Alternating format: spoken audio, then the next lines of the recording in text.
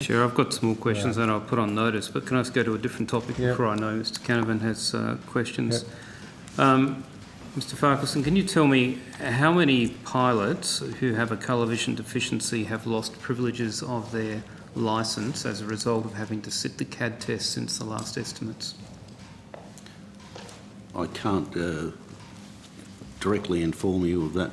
Okay, I'm happy for you to take that on notice. Could you also find out how many initial applicants for an aircrew medical have been required to sit the CAD test as the third level of testing and have subsequently failed and been denied a aircrew medical? And yeah, I'll leave it there, Chair. I'll put my other questions on notice. So, Senator Canavan. You've got a helicopter or two you want to talk about? Quickly. Thank you, Chair. Is CASA going to consult with the helicopter aerial work operators in regard to the new aerial work regulations in Part 138 in the same way they've done for the Part 61 changes and also the flight time limitations under 48.1? Extensive consultation is required, yes, Senator, as part of the entire process. Right. Okay. Is that process started now? 138. Nick, where are we? Senator, in relation to that particular issue, I can advise you that a working group was formed in February 2014 in relation to the issues with the aerial work fraternity, and on the 8th of October, a proposed appendix was provided to the members of that meeting for consideration and feedback. And CASA will be meeting with them in November and December after the high season for the helicopter mustering has ended. Okay. And can you provide, you probably take some notice, but can you provide a list of individuals or commercial operators that have direct interest in helicopter mustering that were consulted prior to the regulatory changes in 48.1 and or Part 61? You can take that on notice, Senator. Thanks. That's it, Chair. There you go. That wasn't very painful, was it? Oh, one question. Yeah, no, this just might be a couple. Question of... Okay, Mr Farquharson, could you tell us how many employees have had to pay back money for private expenses that were claimed on CASA credit cards? Stand by, Senator. Okay.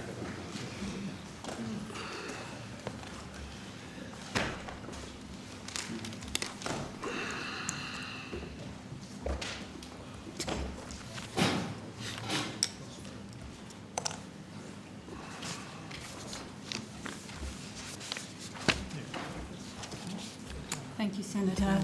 Gillian Savage, Executive Manager, Corporate Services. We've had 22 staff who've had to repay.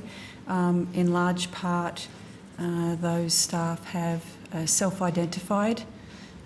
We do have measures in place where we're able to review the purchases that take place.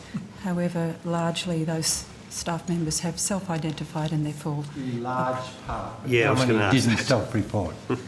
Well, I think... I'll Better just be hand pretty over... precise because we're dealing with the Crimes Act. Yeah.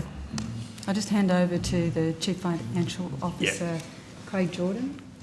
Craig Jordan, Chief Financial Officer. Senator, out of the 22, from my recollection is that 20 of those people self-identified the inadvertent use of a credit card. What about the other two?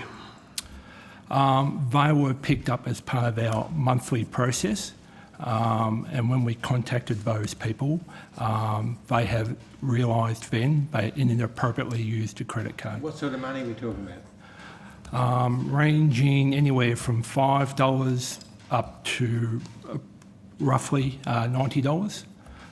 Per transaction or all up? Per transaction. But what typically happens is new technology with credit card, if you heard of PayWave, is where people swipe the credit card at the supermarket. And what we've found in a number of cases, people have put their wallet up to the machine to swipe, and rather than using their own personal credit card, it's inadvertently used the CASA credit card. Because it's in their wallet? Correct. Okay. So over what period of time was this identified, this issue? This has approximately been an ongoing issue for 2 years. For 2 years? Yes. So are you confident you've gone through and retrieved every single dollar? I am very confident, Senator. As Ms Savage said, we have a process within the finance area where we pick up those transactions. To go into detail, those transactions hit the credit card, they come into our system. We notice those.